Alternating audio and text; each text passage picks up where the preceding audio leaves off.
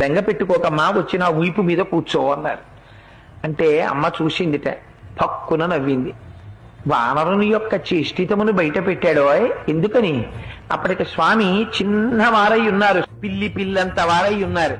అమ్మ వచ్చిన వీపు మీద కూర్చోమ్మా, 100 యోజనముల సముద్రాన్ని దాటించి ఆవలి ఒడ్డుకు తీసుకెళ్లి ప్రశ్రవణ పర్వత శిఖరముల మీద కూర్చున్న రామచంద్రమూర్తి యొక్క పాదార విందముల యందు సమర్పించి కృతకృత్యుడనవుతానమ్మా అన్నారు.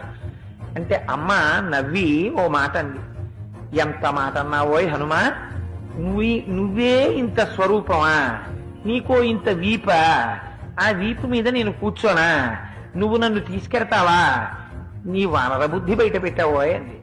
అంటే పాపం అంతకు ముందు ఎవరి చేత అధిక్షేపింపబడి ఎరగడు మహానుభావుడు. అంత మాట అనేసింది అమ్మ నన్ను. ఇదే నా స్వరూపం అనుకుంటోంది, నా స్వరూపం ఏమిటో అమ్మకి చూపించాలనుకున్నాడు. మెరుమందర సంకాశౌ భవౌదీప్తానల ప్రభ అగ్రతవ్యవతస్తే చ సీతాయా వనరోత్తమ.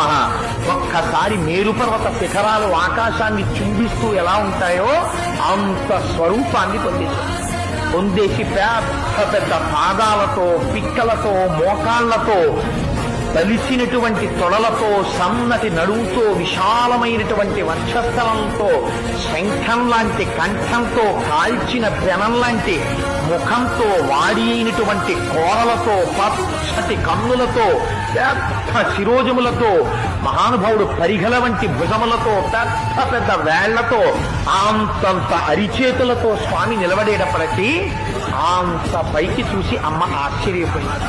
నాయనా, నాకు తెలుసయ్యా నువ్వెవరవో. 100 యోజనముల సముద్రాన్ని నీ దర్శన సామర్థ్యమును ప్రకటించి దాటి వచ్చిన రోజునే గుర్తించాను నువ్వెవరో.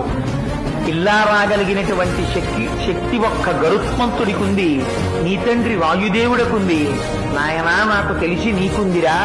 నువ్వింత సమర్థుడవు కాకపోతే రామచంద్రమూర్తి నిన్ను నా దగ్గరకు పంపరు.